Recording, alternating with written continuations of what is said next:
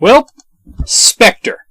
Yeah, this is one of those movies that, due to some reviews, I felt early on that I had to kind of manage my expectations on it, because early buzz was like, it's good. I read professional reviews, and they all pretty much said the same thing. It's a good film, but it is guilty of what seems to be an unforgivable sin to these critics. It's not Skyfall. I had an issue with this for several reasons. For one, it shouldn't be Skyfall. Skyfall was a great film, probably the best Bond to date, but the thing is, if every film is that good, then that doesn't make Skyfall special at all, does it? The second thing is that even with long-running series, I feel that you gotta give each movie a fair shake and not compare it too much to other movies. It's inevitable that you will compare it to other movies, but you have to kind of go in with, what am I going to think about this, not is it going to be better than the last one. For example, Quantum of Solace will never be counted among the best Bond films, but I feel it's definitely one of the more underrated ones. Mostly due to the fact that most of the backlash against it was, it's not Casino Royale. I digress, let's talk about Spectre. In Spectre, Bond starts out in Mexico City chasing a bad guy, though we don't know why he is until later, but for a Bond opening scene, all that is really unimportant. This is possibly one of the best Bond cold openers ever. It has a lot going for it. It has tension, it has great action, it has one really long establishing shot that is technically very impressive. The only comparable shot that I can think of was in the movie Heat, which was a very long action shot. This one follows Bond from the street into a building, up an elevator, into a bedroom with a sexy lady, and then out onto ledges and towards his target. What followed was an action set piece involving a helicopter, and while watching it I was reminded of a bad stand-up comic whose name I can't remember. He said something along the lines of, you can ruin any James Bond movie for yourself if you just remember that he's going to live through it. Well, that's BS. Because film, like any other artistic medium, isn't about what you do, it's about how you do it. Of course Bond's going to live through the whole movie, but when you craft the illusion of danger anyway, that's good filmmaking, and Spectre does it from the opening through to the ending. We find out that Bond was not authorized to kill any bad guys in Mexico, and he was under orders from the previous M in a great cameo where she basically gives him her final posthumous orders to kill this guy and then attend his funeral. Bond recovers a ring from the man with an octopus symbol on it, and he also sees the symbol in a box of personal effects from his family recovered from the Skyfall ruins.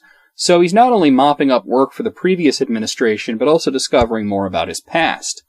I can't give away much, the movie just came out today, but what we get is essentially continuity porn, something I'm always a fan of, where the film connects everything from Casino Royale, Quantum of Solace, and Skyfall together in a neat package, leading toward a bombastic conclusion in the way of revealing the Spectre organization, but also giving a new twist on its leader, who shares a path with 007. We have the usual cars, gadgets, women, it's all done rather well. Bond gets some cool things from Q, but nothing too over the top. The women are also some of my favorites in this movie, as they all have a bit more character than the usual parade of busty girls with silly names. We get Monica Bellucci as a seductive widow, Léa Seydoux as a doctor with more ties to the past, and the elusive organization, and yes, the hottest and most capable version of Moneypenny ever. Which brings me to another thing I liked about the film. Although Bond is the main character, he's not the focus of every scene, we get to see M, we get to see Q, we get to see Moneypenny, and they're all doing their thing, they're doing their jobs, they're doing it well, and that's something that I appreciated. Of course, there's the villain, he's played by Christoph Waltz, who brings real tension into the mix.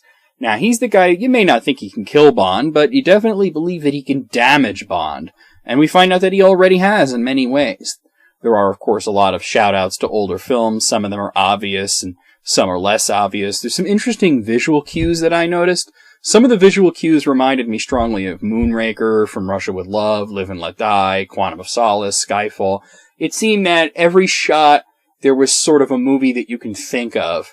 Like, that's kind of like, but not exactly like, that other movie that I saw.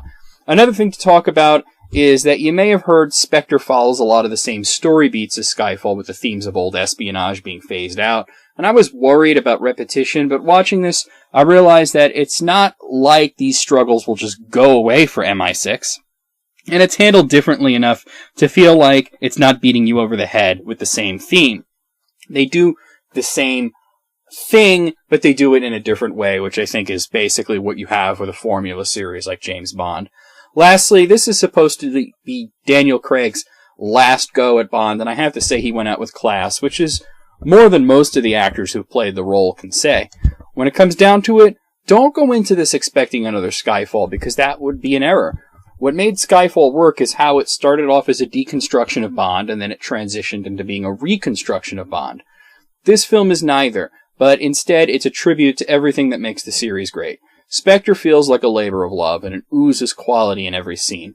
I wouldn't give it the lofty title of being, one of the best James Bond movies, like I would say about From Russia with Love, or On Her Majesty's Secret Service, GoldenEye, Skyfall, but I would put it with the really great ones that get less recognition, like The Living Daylights or For Your Eyes Only. A well-deserved 9 out of 10.